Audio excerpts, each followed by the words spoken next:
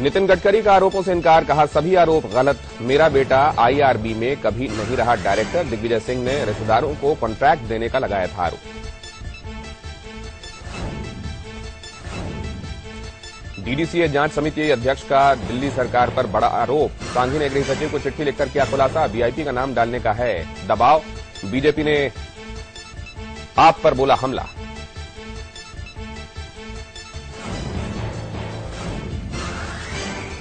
और odd even पर Delhi high court का रोक लगाने से इनकार, कहा 15 जनवरी तक जारी रहेगा फॉर्मूला। हरियाणा के रोहतक में भी ऑटो पर लागू होगा सम विषम फॉर्मूला।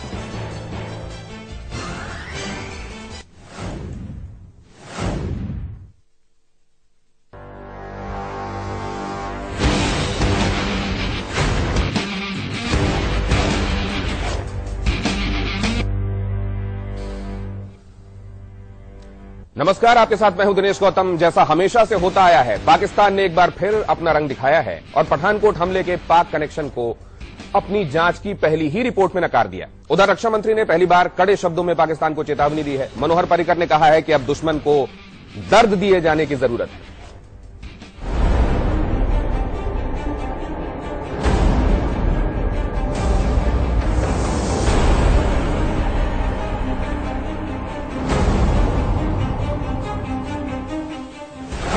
पठानकोट के पाक कनेक्शन से पाकिस्तान का इनकार, पाकिस्तान ने आतंक के सबूतों को नकारा।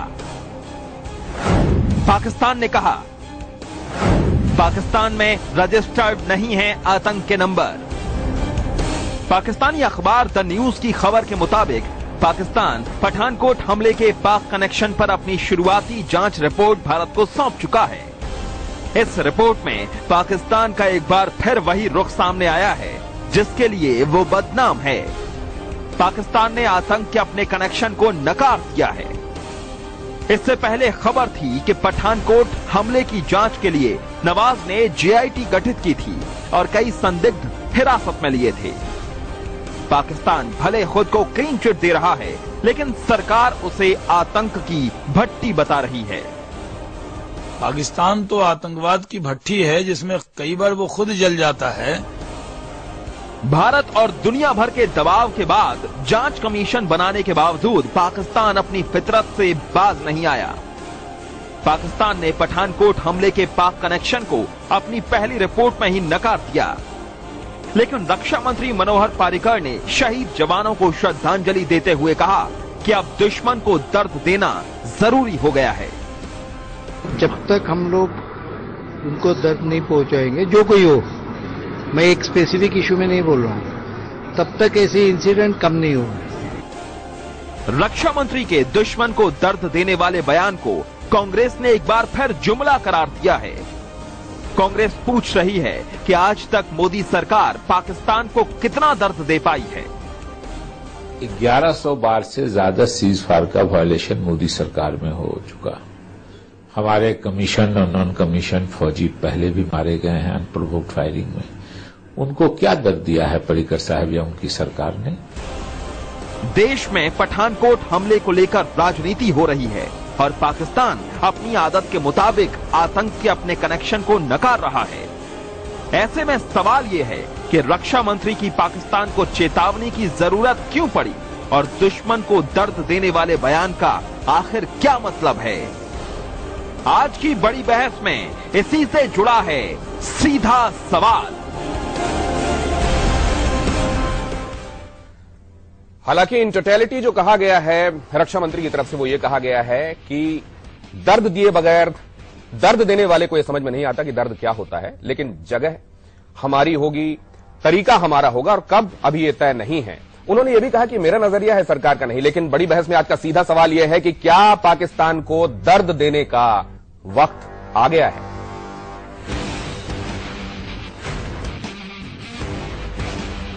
और इसी से जुड़े कुछ और सवाल भी हैं। मसलन रक्षा मंत्री की इस चेतावनी का मतलब क्या निकाला जाए? रक्षा मंत्री को इस तरह की चेतावनी देने की जरूरत क्यों पड़ी?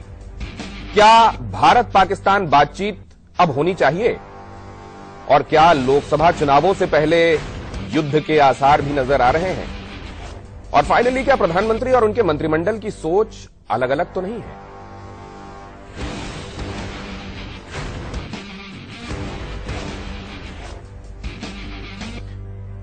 हम अपने पैनलिस्ट के साथ चर्चा तो करेंगे ही, लेकिन हमें आप अपने प्रबुद्ध दर्शकों की राय भी चाहिए। आप भी इस मसले पर अपनी राय हम तक पहुंचा सकते हैं। क्या पाकिस्तान को दर्द देने का वक्त आ गया है? आप के जवाब का हमें इंतजार रहेगा। अगर आप हां कह रहे हैं इस सवाल के जवाब में तो लाइव लिखकर स्पेस दें वाई लिखें। अगर आप ना कह रहे हैं तो लाइव लिखें, स्पेस दें एन लिखें और एसएमएस कर दें हमें 56161 पर। कार्यक्रम के आखिर में हम बताएंगे कि आप में से ज्यादातर लोगों की सोच और राय क्या है। तो क्या पाकिस्तान को दर्द देने का वक्त आ गया है? हमारे साथ जुड़ रहे हैं खास मेहमान जफर इस्लाम साहब, प्रवक्ता हैं बीजेपी के। उनसे हम समझेंगे कि क्यों ये भी कहा गया कि जरूरी नहीं है कि ये सरकार की भी राय हो, ये मेरी राय है। एक मिनिस्टर, एक डिफेंस मिनिस्टर ऐसा क्यों कह रहा है? हुसैन दहलीवी साहब हमारे साथ जुड़ेंगे, अभी उनका इंतजार है। कांग्रेस के नेता डॉक्टर सुरेश गोयल हमारे साथ यहां चर्चा में जुड़ रहे हैं, पूर्व राजनयिक। रिटायर्ड ब्रिगेडियर बीडी मिश्रा साहब हमारे साथ जुड़ रहे हैं, रक्षा विशेषज्ञ हैं। मोहसिन रजा खान साहब पाकिस्तान से जुड़ रहे हैं, वरिष्ठ पत्रकार हैं और इस्लामाबाद से स्काइप के जरिए वो हम तक अपनी राय पहुंचाएंगे। तो आइए सबसे पहले तो ये समझें कि रक्षा मंत्री को आर्मी डे के मौके पर यह कहना जरूरी क्यों लगा कि दर्द देने वाले को दर्द देना चाहिए। हालांकि उन्होंने डायरेक्ट रेफरेंस पठानकोट का नहीं लिया, लेकिन उन्होंने ये कहा कि अगर आपको कोई दर्द इन्फ्लिक्ट करा रहा है तो आपको भी जरूरी है कि उसको एहसास कराएं कि दर्द कैसा होता है, वरना उसे पता नहीं चलेगा कि इसके मायने क्या हैं। लेकिन सबसे पहले तो ये जफर इस्लाम साहब कि रक्षा मंत्री को इसके साथ ये जोड़ने की जरूरत क्यों पड़ी कि ये मेरी राय है, आवश्यक नहीं कि सरकार भी ऐसा सोच रही हो। देखिए, पहले तो ये समझिए कि उस स्टेटमेंट का स्पिरिट क्या है और किस मौके पे उन्होंने बोला। जो उन्होंने बोला उससे सारे हिंदुस्तान के हर नागरिक, और उसमें आप भी शामिल है, उस बात से सहमत हो गए कि अगर आप जवान जो हमारे शहीद हुए हैं और उनको अगर मुखातिब होकर आप कह रहे हैं तो ये स्टेटमेंट लाजमी है आप देंगे कि भाई अगर हमें दर्द है, आपको भी दर्द होगा। अगर एक हमारा जवान शहीद होता है तो उसका दर्द तो सबको होगा, सारे भारतवासियों को होगा। और उस दर्द का एहसास जिसने दर्द दिया है उसको होना चाहिए, ताकि आगे ऐसे दर्द ना दे मुझे और इस तरह का एहसास हमें ना हो और एक्सपीरियंस ना हो। इसके लिए उन्होंने बहुत सही तरीके से उसको बताया है। अब इसका मतलब लोग अलग अलग तरीके से निकालेंगे, लेकिन मुझे लगता है कि ये स्टेटमेंट में बिल्कुल सच्चाई है और ये स्टेटमेंट जरूरी भी है, इसलिए कि लोगों की फीलिंग्स इससे जुड़ी है और लोगों की फीलिंग्स को आप इग्नोर नहीं कर सकते। नहीं तो ये लोगों की फीलिंग्स तो हमेशा से रही हैं। ईंट का जवाब पत्थर से देंगे, 2 सिर के बदले 100 सिर ले आएंगे और आज एक बार दर्द देने वाले को दर्द देंगे। ये फीलिंग्स रही है सर। क्या ये टारगेट ऑडियंस को देखकर, मैं दिनेश गौतम बोल रहा हूं सर, क्या ये टारगेट ऑडियंस को देखकर कहने वाली बात है? और क्या आज आर्मी डे पर वहां उनके मोरल को अप करने के लिए ये जरूरी लगा कि वो ऐसा कहें? मैंने ऐसा कहा कि ये ऐसे लोग मीडिया में लोग बात करते रहते हैं, लोग अलग अलग मौके पे बात करते हैं, लेकिन ये आर्मी डे पे अगर वहां पर आर्मी को सामने ये बात रख रहे हैं तो ये इसका आप सीधा सीधा एक ही मतलब निकाल सकते हैं कि ये उनके दर्द से अपना दर्द जोड़ रहे हैं और ये भी मैसेज दे रहे हैं कि भाई जो दर्द देने वाले हैं उनको भी ये मैसेज है कि हिंदुस्तान एक कोई कमजोर मुल्क तो नहीं है कि इसको आप बार बार दर्द देते रहेंगे और हिंदुस्तान जफर साहब कुछ और बातें भी उन्होंने जोड़ी हैं, उसके मायने भी आपसे हम समझेंगे। उन्होंने ये भी कहा है कि हमको जान देना सुप्रीम सैक्रिफाइस है, इसको सैल्यूट करना चाहिए, लेकिन असल कॉम्बैट में हमारा सिर्फ एक जवान मारा गया है। उसके अलावा उन्होंने ये भी कहा कि जगदीश चंद्र जी तो अनफॉर्चुनेटली गोलियों की जद में आ गए, लेकिन बाकी जो जानें हमने दी उसके बदले हमको जान लेने पर जोर देना होगा। क्या कहीं ये दिखाता है कि गवर्नमेंट में सब कोई एक पेज पर नहीं? हम आपसे समझेंगे, लेकिन उससे पहले चलेंगे मोहसिन रजा खान साहब के पास। मोहसिन रजा खान साहब, क्या ये स्टेटमेंट पाकिस्तान में भी पहुंच चुका है? वहां इसकी तर्जुमानी कैसी हो रही है?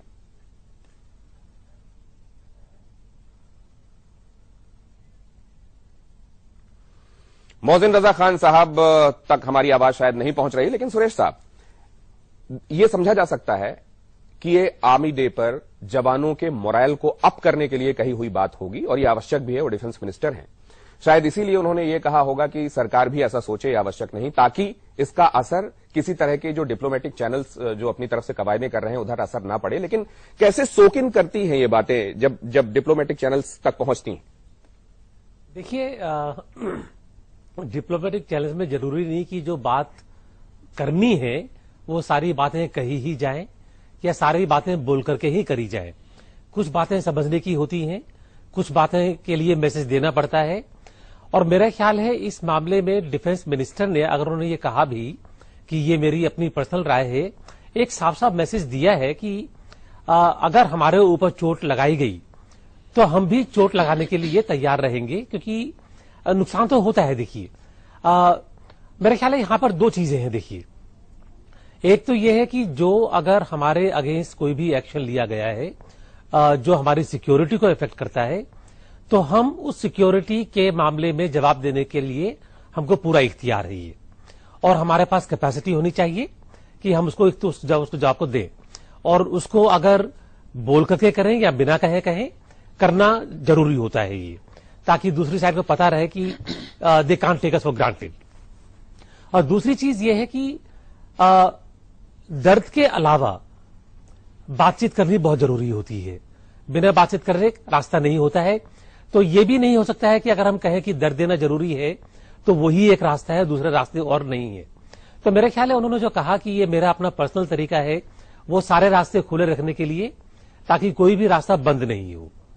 ये बात भी समझ में आई। लेकिन क्या ब्रिगेडियर मिश्रा, जब एक तरफ 25 दिसंबर को नवाज शरीफ के पास जाकर मोदी गले मिलते हैं, उनकी मां के पैर छूते हैं, उसके कुछ दिनों बाद जब यह घटना घटती है, उसके बाद ये दोनों तरह की बातें, एक तरफ तो ये कि ये जरूरी है कि उस तरफ से एक पैरेलल कोशिश चलती रहे, और दूसरी तरफ ये कि हम स्टर्न एक्शन लेंगे। लेकिन ये आता है डिफेंस मिनिस्टर की तरफ से। कैसे परसीव किया जाता है सेना में इन सब बातों को? जहां तक सेना का सवाल है, पहली बात तो मैं ये कहना चाहूंगा कि ये आर्मी डे पर स्टेटमेंट नहीं हुआ, क्योंकि आर्मी डे 15 जनवरी को होता है, तो ये आर्मी डे से कनेक्टेड स्टेटमेंट नहीं है, पहली बात। दूसरी बात यह है कि हमारे रक्षा मंत्री, ये हमारे सुप्रीम कमांडर तो राष्ट्रपति हैं, लेकिन रक्षा मंत्री हमारे एग्जीक्यूटिव हेड हैं देश के, और रक्षा मंत्री इस बात को काफी गहराई से देख रहे हैं, और उनका दौरा भी हुआ है, प्राइम मिनिस्टर का भी दौरा हुआ है। ये जो पठानकोट का मामला है ये बड़ा गंभीर मामला है, और प्राइम मिनिस्टर का वहां जाना ये इंडिकेट करता है कि हम ऐसी चीजों को जरूर दुनिया के सामने हम एक मिसाल रखेंगे कि ये चीजें न हो। और प्रधानमंत्री और डिफेंस मिनिस्टर का ये एक जोरदार वक्तव्य है। मैं समझता हूं वो मीन करते हैं इसको, और मैं ये समझता हूं कि ये आर्मी को ज्यादा इंडिकेशन है कि हम हर चीज के लिए तैयार रहें। इसमें जो सबसे बड़ी मैसेज है वो आर्म्ड फोर्सेस के लिए है, क्योंकि अल्टीमेट एनालिसिस में आपके बॉर्डर की रक्षा आर्मी करती है, डिप्लोमेसी नहीं करती है। और अगर डिप्लोमेसी नहीं करती है, आर्मी रक्षा करती है, और उनके साथ आपने देखा chief of the army staff भी थे, तो ये आर्मी के लिए है कि आप हर इवेंचुअलिटी के लिए तैयार रहें। और जब वो ये कहते हैं कि ये हम खुद समझते हैं, तो ये एक एग्जीक्यूटिव फीलिंग है जिसको आर्मी समझती है कि हाँ हमको तैयार रहना है, और कुछ भी हो हम पाकिस्तान के साथ हमेशा तैयार रहे हैं, रहेंगे। लेकिन आज बड़ा अहम स्टेटमेंट दिया ब्रिगेडियर मिश्रा कि असल में जो हिफाजत है वो तो आर्मी को करनी है, डिप्लोमेटिक चैनल्स तो उसमें कुछ नहीं कर सकते। हम इस पर एक बार फिर से लौटेंगे। हुसैन दलवाई साहब कुछ कहना चाह रहे हैं, लेकिन उससे पहले हमें पाकिस्तान जाना होगा और समझना होगा कि वहां इस बयान को किस तरीके से लिया जा रहा है। मोहसिन रजा खान साहब, आपको अगर मेरी आवाज अब मिल रही हो, ये जो यहां डिफेंस मिनिस्टर ने कहा है उसको किस तरीके से लिया जा रहा है, और क्या लगता है आपको कि वहां भी कॉन्ट्रडिक्टरी चीजें सामने आ रही हैं? एक तरफ तो द न्यूज ये कह रहा है कि जो टेलीफोन नंबर्स दिए गए हैं वहां एजेंसीज की तरफ से वो असल में यहां एग्जिस्ट ही नहीं करते, और दूसरी तरफ कुछ रेड्स और गिरफ्तारियों की बातें भी हैं।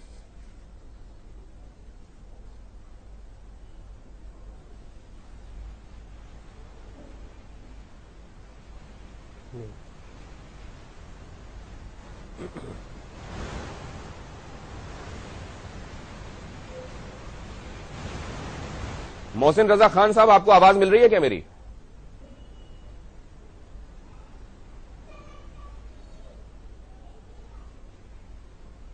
लगता नहीं कि मोहसिन साहब अभी हमें सुन पा रहे हैं। हुसैन दलवाई साहब, बीच में आप कुछ कहना चाह रहे थे जब यहां स्टूडियो में चर्चा चल रही थी। जी प्लीज।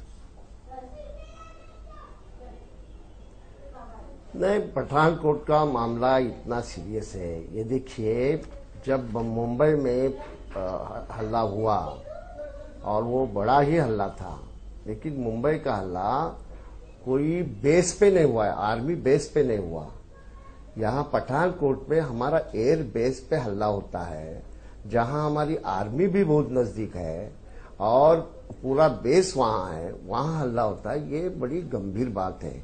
और जिस गंभीरता से सरकार ने ये बात लेनी चाहिए, मुझे लगता नहीं कि अभी भी उन्होंने ली है।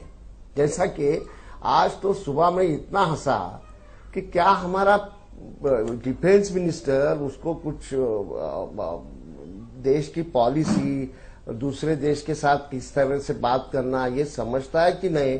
हमारे इधर एक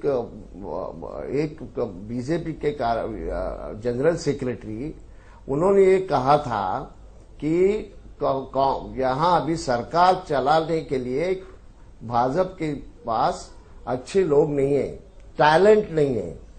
तो हर बार ये समझ में आ रहा है कि जिस ढंग से उनके मिनिस्टर बातें करते हैं, इससे टैलेंट की बड़ी कमी है उनको। ऐसा है कि उनको जो करना है वो करना अलग बात, और बोलना अलग बात। ये बोलने की जरूरत है कि हम ये करेंगे, जैसा है वैसा उसको उत्तर देंगे, हमें दुख दिया तो उनको दुख देंगे। ये बोलने की जरूरत है, करिए ना। कौन कहता है नहीं करना? करिए, उसके लिए हिम्मत दिखाइए। वो तो हिम्मत दिखाते नहीं। मैं तो बोलूंगा पूरे देशभक्ति की और राष्ट्रवाद पूरा हमारे पास ही है, ऐसा बोलने वाले जो लोग हैं, उनकी एक टीम तैयार करिए, हो जाने दो। ये करने के बजाय इस तरह से ओपनली बोलना, प्रतिभा की कमी की वजह से ऐसे बयान आते हैं। करेंगे, कब करेंगे, ये बताएंगे नहीं। ये क्या मजाक है? दहलवी साहब, ऐसा है कि आपकी सरकार, यूपीए, कांग्रेस का मतलब पिछले 60 सालों से में हिंदुस्तान पे राज कर रही है। हुसैन साहब आपकी बातों का जवाब दे रहे हैं जफर इस्लाम साहब। इसके लिए एक्शन ठीक ढंग से होना चाहिए, और मेरे ख्याल से ये एक्शन अभी भी मुझे जरा बोलने दीजिए, 15 तारीख से। हुसैन साहब आपकी बातों का जवाब दे रहे हैं जफर साहब। आपने कहा प्रतिभा की कमी है, और अगर करना ही चाहते हैं तो कीजिए, बोलते क्यों हैं? इसको बोल के अपरेंट करने की जरूरत क्या है? जफर इस्लाम साहब देखिए, मैं तो दहलवी साहब को ये बताना चाहता हूं कि पिछले 60 सालों में कांग्रेस और यूपीए की सरकार रही है। बॉम्बे में जो हमले का जिक्र कर रहे थे वो यूपीए सरकार और कांग्रेस की गवर्नमेंट थी। वहां बॉम्बे में भी जिस तरह का डैमेज किया आतंकवादियों ने बॉम्बे में, और पठानकोट में आप देखिए जिस तरह से कंट्रोल किया आर्मी ने, कितने जल्दी में उसको पहले एंट्री पॉइंट्स में ही घेर के 250 मीटर के अंदर में सबको गिरा दिया। दोनों में फर्क है। उनकी सरकार थी, उन्होंने क्या किया ये पूरी दुनिया देख रही है। उसके बाद पाकिस्तान के साथ उन्होंने किस तरह का रिलेशन पॉलिसी रखा कि आज तक कोई उसका नतीजा नहीं निकला 60 सालों में, और मुंबई अटैक के बाद तो कुछ निकला नहीं। लेकिन हमारी पॉलिसी जिस तरह की है, बहुत डायरेक्टेड पॉलिसी है पाकिस्तान के प्रति, और उसका नतीजा यह है कि जब पाकिस्तान के प्रधानमंत्री उस वक्त कहते थे, हमारे प्रधानमंत्री को देहाती औरत की तरह से देखते थे, और आज वो खुद से फोन करके कहते हैं कि हमें एक्शन लेना है, आप मुझे फौरन एक्शन लेने के लिए तैयार है। ये फर्क है हमारे पॉलिसी और उनके पॉलिसी में। उनकी पॉलिसी हर तरह से नाकाम रही है, कभी उसका फायदा। और उस वक्त भी जबकि हमारे प्रधानमंत्री मनमोहन सिंह को उस वक्त कहा गया, वो कांग्रेस के लीडर नहीं थे, नेशनल लीडर थे, भारत के प्रधानमंत्री थे, लेकिन हमारे आज के प्रधानमंत्री जो है नरेंद्र मोदी जी, उन्होंने ही सिर्फ इसको ऑब्जेक्शन किया था कि उन्हें देहाती औरत की तरह रेफर कर रहे हैं वहां के प्रधानमंत्री, ना कि कांग्रेस का कोई सीनियर लीडर भी किया है। इनके लीडर्स तो ऐसे हैं, वो एक्सटर्नल अफेयर्स मिनिस्टर जो दिए जाने वाले सर्टिफिकेट्स के खुर्शीद साहब, वो और हमारे यहाँ किसकी कुव्वत और किसका औरा क्या है, धरती में जाके हिंदुस्तान के बुराई करते हैं। ऐसी पार्टी के नुमाइंदे क्या करेंगे ये दुनिया जानती है। हमने एक आउट ऑफ बॉक्स इनिशिएटिव लिया कई बार पाकिस्तान के साथ, और हमारे जो बगल में जो पड़ोसी मुल्क हैं उनके साथ अच्छा रिलेशन, लेकिन कई बार ये आउट ऑफ द बॉक्स जो है नहीं। लेकिन ये बात आपको हमारे डिफेंस मिनिस्टर ये बात साफ साफ बताना चाहते हैं कि हम सक्षम है, हर तरह से कम्पिटेंट है, हमारी ताकत को अंडरस्टिमेट ना किया जाए।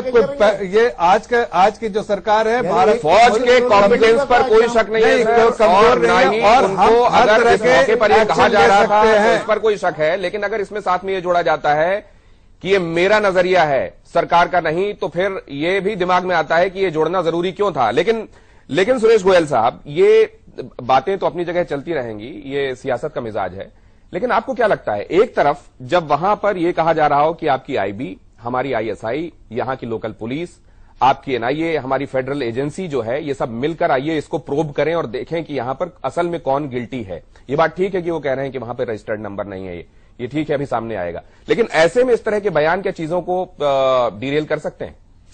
आता ही नहीं। देखिए, ऐसा है कि जैसे मैंने पहले कहा कि हमने उनको प्रूफ दिए पाकिस्तान को, वो उसकी जांच कर रहे हैं, चाहे उनकी जांच पर हमको शक है या जो भी है कि नहीं कर रहे हैं, उन्होंने क्या स्टेटमेंट दिया है।